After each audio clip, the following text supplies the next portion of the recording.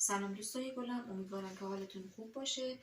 خوش اومدید به کانال من خیاطی ایاس. امروز میخوام آموزش مانتو مدل لش رو بهتون بدم. امیدوارم از آموزش من راضی باشین. برای برش مانتومون ما به چند تا اندازه احتیاج داریم.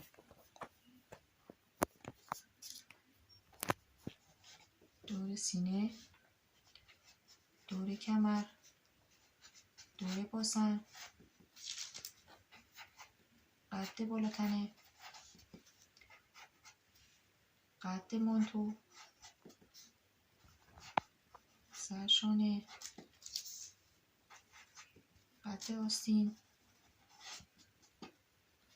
دور مچ، دور بازو،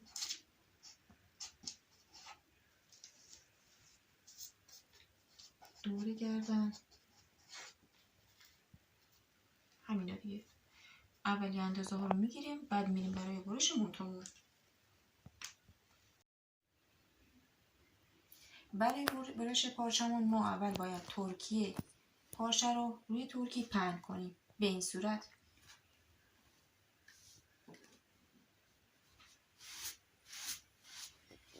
پارچمون رو پهن میکنیم به اندازه 5 سانتی تا میزنیم برای سجاف جلوی مانتومون. به اندازه 5 سانتی علامت میزنیم و سوزن میزنیمش.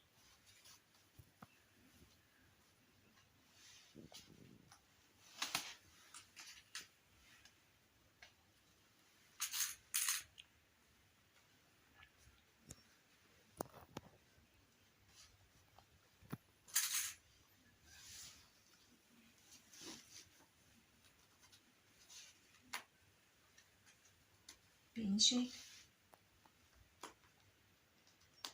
برای سجاف جلوی مانتومونه. حتما بعد از اینکه سوزن زدید دقیق چک کنید که همون 5 سانت باشه تا پایین. خب 5 سانت رو که الان زدیم، حالا میایم که الگومون رو روی پارچه بکشیم. اینجا دیگه از کاغذ استفاده نکردم و الگوی روی خود پارچه میکشم.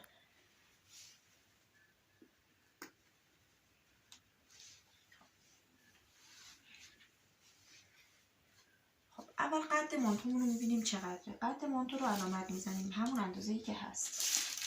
قد مانتویی که من اینجا میخوام برش بزنم 85. شما باید به علاوه 5 کنید برای دوختش، یعنی باید 90 بگیریم. به این صورت علامت میزنیم. میشه قد مانتومون.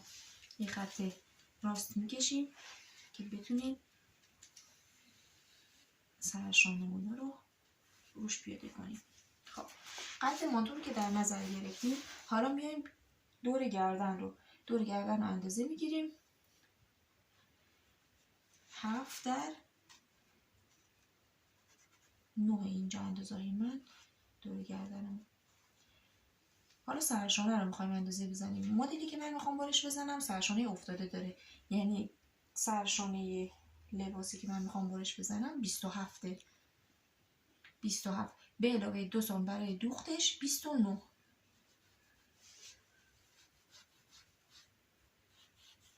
به این صورت.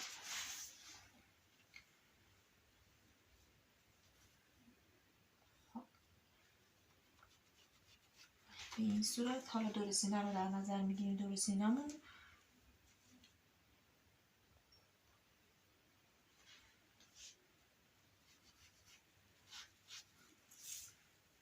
قد بالاتنمون رو علامت میزنیم برای دور کمر.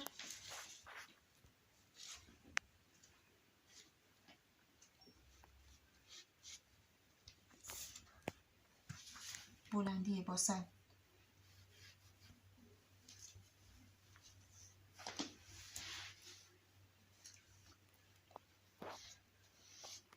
به این صورت به پایین لباس وصل میکنیم.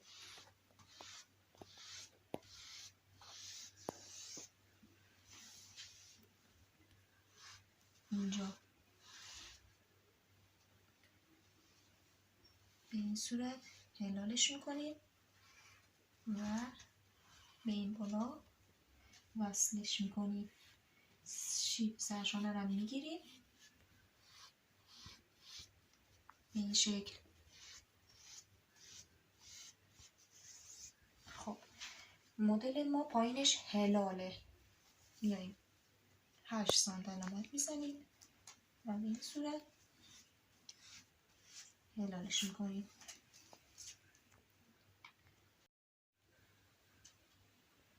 بعد از اینکه الگو رو اندازه هامون رو کشیدیم روی پارچمون با صابون خیاطی، حتما با صابون خیاطی بکشید. اگه با ماژیک یا خودکار بکشید پاک نمیشه و ممکنه باز اندازه ها رو اشتباه بزنیم. دوباره چک میکنیم ببینیم درست که زدیم اندازه رو نه.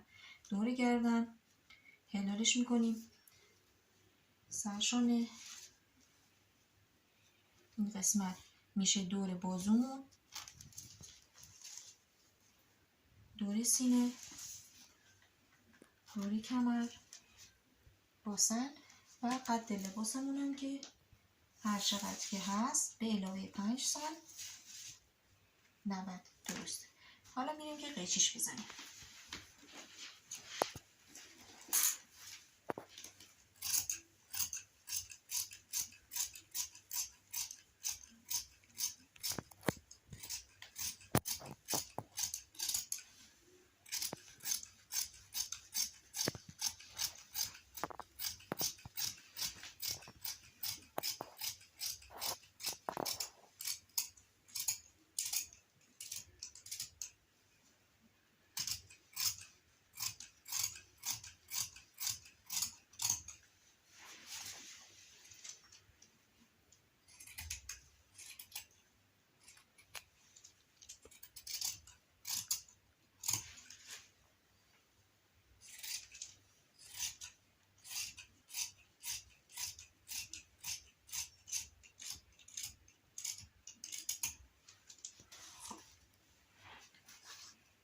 به این صورت از پارچه جداش میکنیم.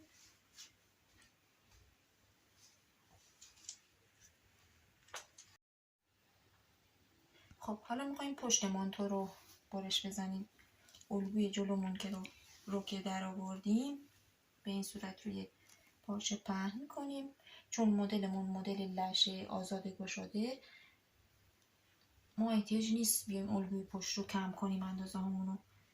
به همین صورت برش میزنید. فقط حواستون باشه که گردی یقه جلو با پشت فرق میکنه. یقه پشت رو 3 سانت گرد میکنید به این صورت. قیچیش میکنیم، سرشانه همون مقدار،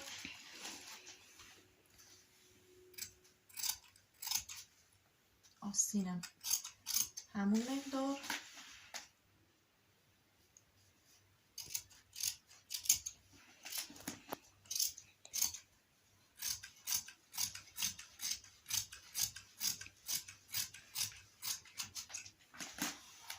حالا پایینش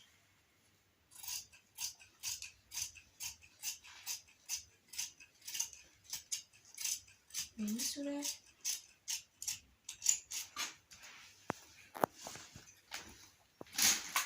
خب حالا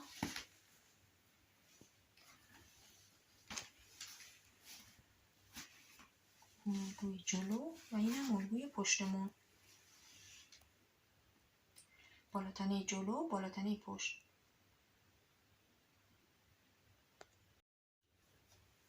خب حالا میخوایم آستینمون رو برش بزنیم.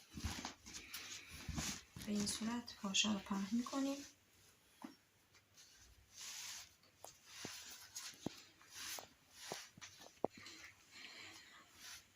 به اندازه این قسمت از الگوی جلومون هر چقدر که هست 23 2 سانت برای دوختش 25.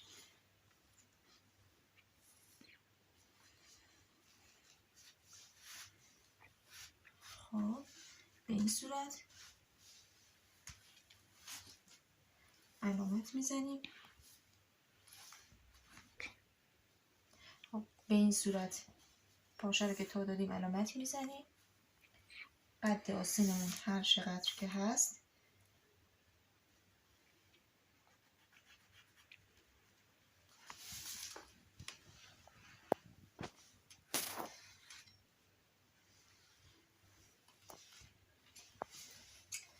برشش میزنیم.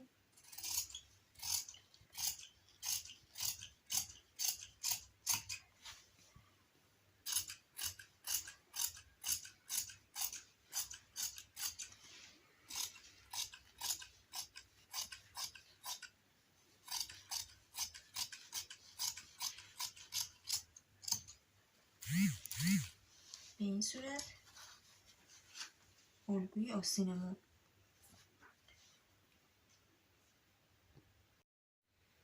خب حالا میخوایم نوار دور تا دور مچش رو برش بزنیم. دور تا دور مچ رو اندازمون هر چقدر که هست به این شکل علامت میزنیم.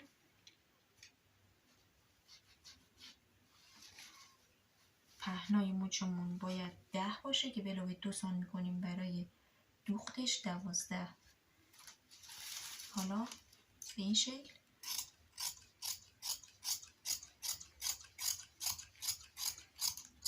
برشش میزنیم.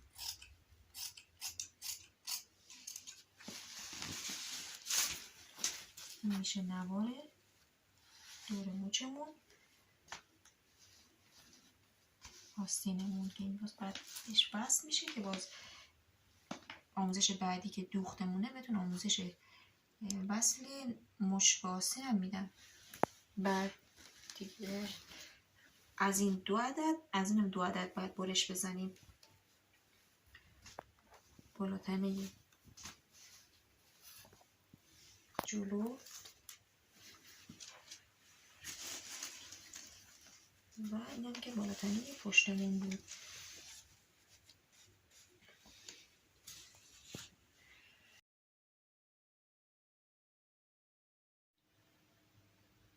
خب حالا میریم برای دوخت مانتومون. ابتدا سجاف جلوی لباس که گفتیم 5 سان بعد علامت بزنیم. 5 سان تا میدیم به این شکل.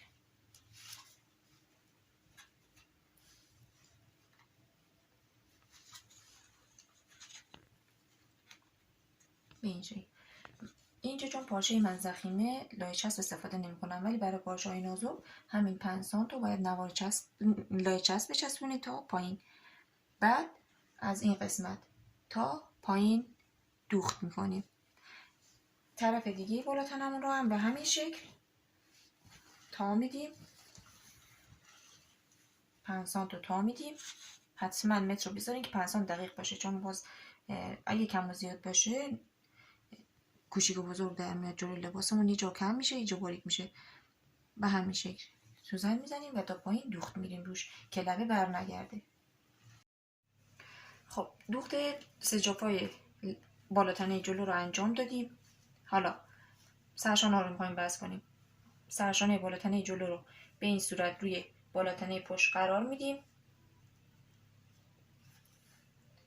و از این قسمت شروع میکنیم به دوخت.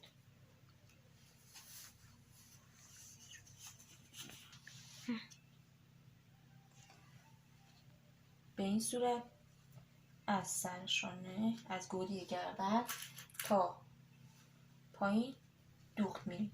از اینجا به این صورت تا این قسمت دوخت میریم. هر دو تا سرشانه، این سرشانه دیگر هم همین صورت، به همین صورتی که اینو گذاشتیم روی هم قرار میدیم و دوخت میریم.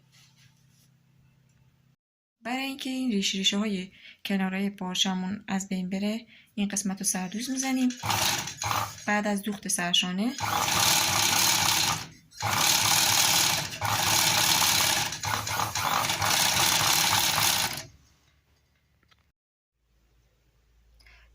سرشانمون پهلوهای لباس مانتومون رو میخوایم به هم وصل کنیم. به این صورت بالاتنه جلو رو روی پشت پهن میکنیم. از این قسمت شروع کنیم به دوخت. یک مقدارش رو نگه میداریم برای وصل آستینمون. از اینجا شروع کنیم به دوخت.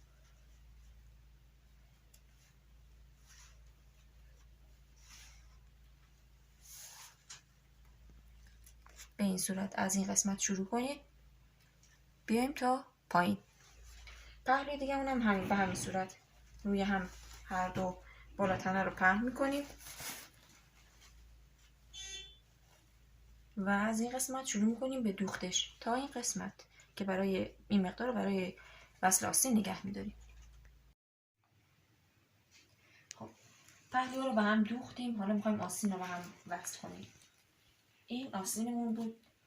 به این صورت وسطش رو پیدا میکنیم، یه سوزن میزنیم علامتی یا با گچ چیزی میکشیم که علامتش اینجا باشه و وسطش رو داشته باشیم. وسط اینم که دیگه مشخصه این قسمت. حالا میایم این وسط این آستین رو که با سوزن علامت زدیم این قسمت قرار میدیم. به این صورت میدوزیم به این طرف و طرف دیگه به این شکل.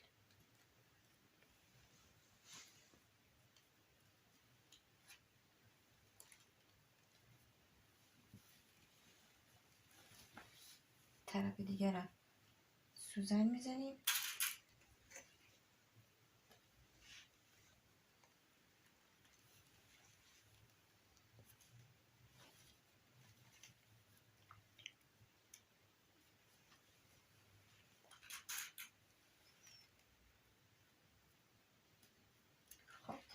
بعد از اینکه سوزن رو زدیم حالا میایم از این قسمت شروع میکنیم به دوخت تا انتهای آستین. تا این قسمت شروع میکنیم به دوختش.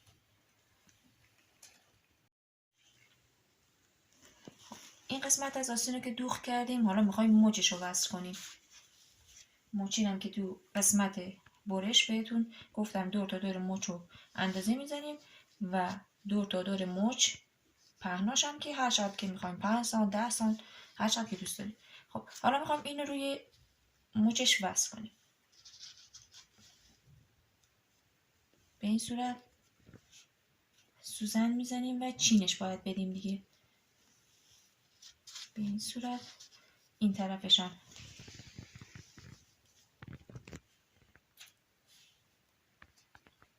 حالا این قسمت رو پارچه اضافه باید چینش بدیم. به این شکل چین میدیم.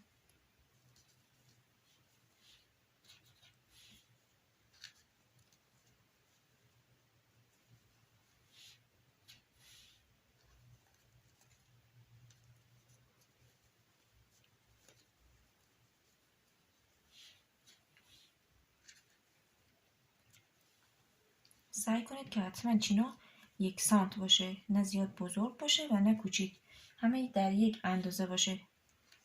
اگه نیم سانتی دارین نیم سانت، اگه 1 سانتی همه 1 سانتی و اگه 2 سانتی میخواین چیناتون رو بدید اون دیگه بسته به سلیقه خودتون داره. چینای من اینجا نیم سانتیه.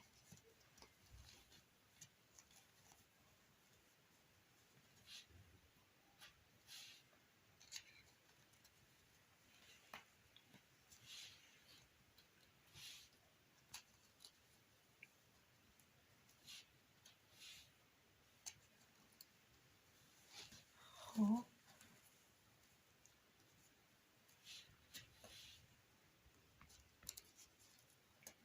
این شکل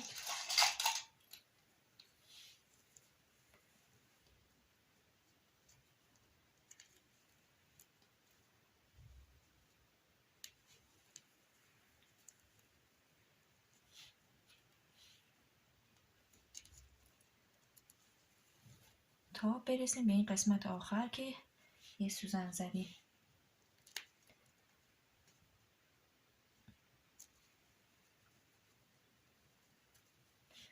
و اینم که آخریش. خب چینامون به این شکل در اومد. حالا از این قسمت شروع میکنیم به دوخت روی چینا مواظب باشین حتما که سوزن چرختون روی این سوزن تهگیرده قرار نگیره، وگرنه سوزنتون میشکنه. به این صورت تا انتها میدوزیمش. آستین دیگر هم به همین صورت سوزن میزنیم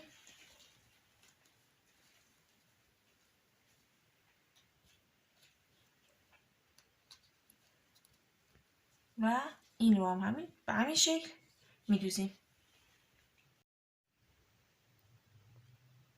خب مچ رو به آستین وصل کردیم، این قسمتش رو چین دادیم به این صورت. حالا میخوایم درز پهلوی آستین رو وصل کنیم. به این شکل روی هم قرارش میدیم و از این قسمت شروع میکنیم به دوخت.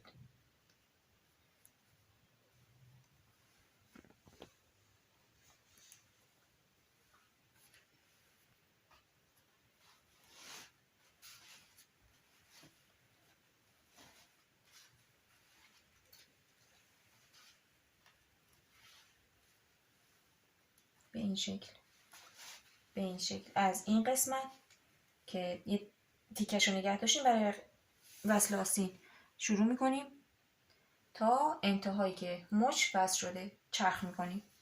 آستین دیگر هم به همین صورت انجام میدیم. خب پهلوی آستین رو به این شکل وصل کردیم. این صورت حالا میخوایم یقمون رو وصل کنیم. یقمون یقه شکاریه. خب باید اول دور تا دور یقه رو اندازه بزنیم به این شکل. دور تا دور یقه رو اندازه بزنیم ببینیم چقدره.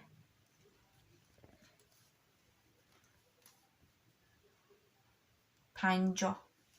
خب الگوشو الان باید بکشیم. خب برای رسم الگوی یقه شکاریمون گفتیم اول دور تا دور یقه رو اندازه میزنیم که 50 بود.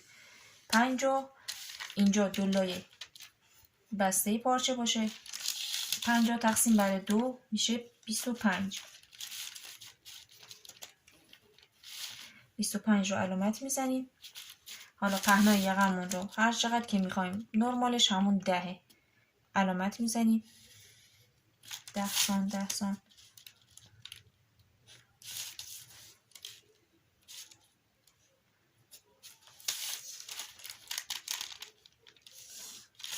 به این شکل. پس شد به اندازه دور تا دور یقه به علاوه 2 سانت برای دوختش. 2 سانت دوخت رو در نظر میگیریم.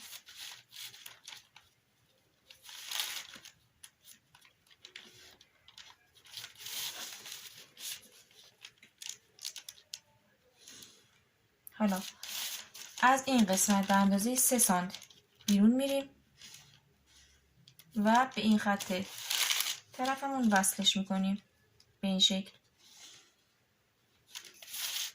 از این قسمت بالا به اندازه 1 سانت داخل میریم و به این قسمت وصلش میکنیم.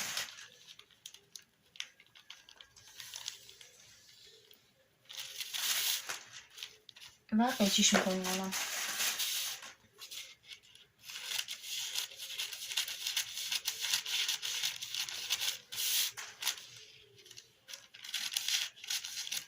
خب الگومون که برش زدیم روی این طرف دلای بسته پارچه پهن میکنیم. 2 تا از این در میاریم.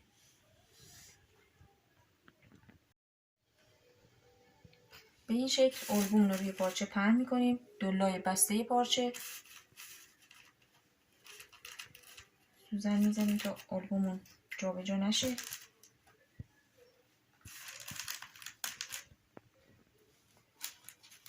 حالا قیچیش میزنیم.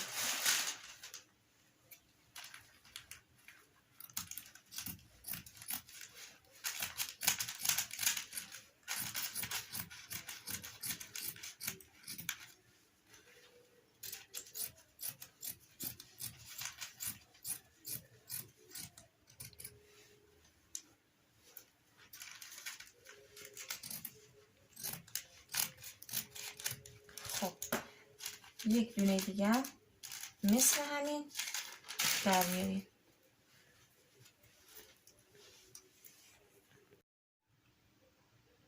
الگومون رو که برش زدیم، حالا از این قسمت روی هم هر دوتا رو پهن میکنیم. راست پارچه حتما دقت کنید. از این قسمت شروع میکنیم به دوخت تا این قسمت. از اینجا میایم تا این قسمت، از اینجا باز میایم تا این انتها. این از اینجا تا این قسمت، این دو طرف باید باز باشه.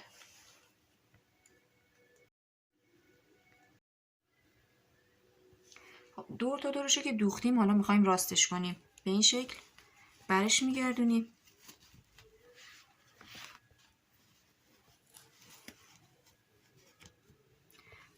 وقتی که برش گردوندین، روشو مرتب یک اتو میزنید. بعد میریم برای وصل یقه.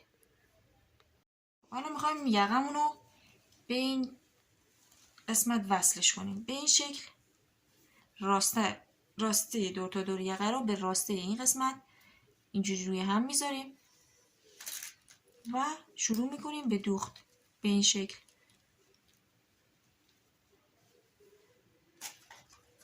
سوزن میزنیم دور تا دور رو.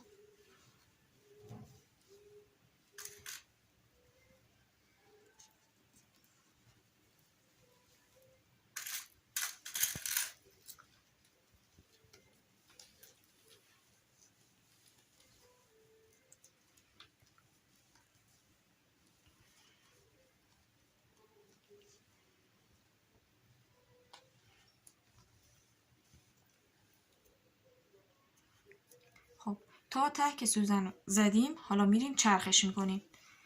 به این شکل در اومد یقمون. دقت داشته باشید که راست و چپش برابر بیفته. به این شکل از اینجا شروع میکنیم به دوخت تا انتهای این سمت یقمون. خب این قسمت رو که چرخ کردیم، حالا میایم این قسمتش رو میخوایم بدوزیم. به این شکل تا میدیم، یکسان زیر تا میخوره و سوزن میزنیم که دوختش رو بریم.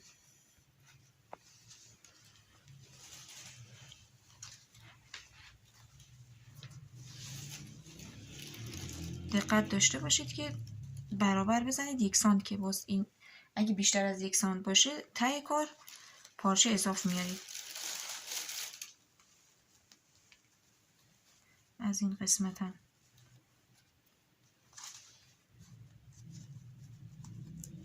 به این شکل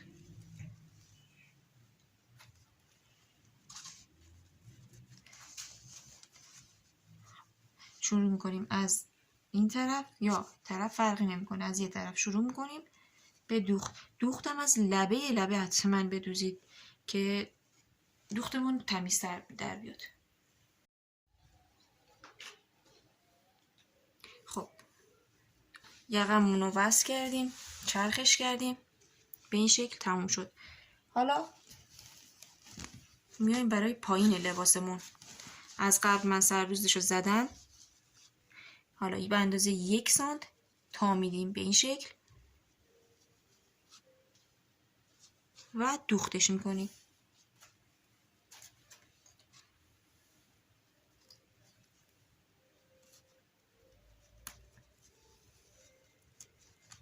به این صورت، چون پایین مانتومون هلاله، از 1 سانت بیشتر نشه که دوخت تمیز در نمیاد. حالتهای چروک چروک به خودش ایجاد میکنه. تا بالا به همین شکل میدوزیم. بالاتر جلومون، پشت رو هم به همین شکل تا میدیم. دور تا دورش رو میدوزیم. بالاتنه جلومون این رو هم به همین شکل که الان گفتم 1 سانت تا میدیم و دور تا دورش رو دوخت میریم. خب اینم از مانتومون که دوختش تکمیل شد. 2 تا جیبم براش اینجوری گذاشتیم. آستینش، یقش. امیدوارم که از آموزش من خوشتون اومده باشه. ممنون میشم لایک کنید، نظر بذارید، سابسکرایب کنید. تا آموزش بعدی، خدا نگهدار.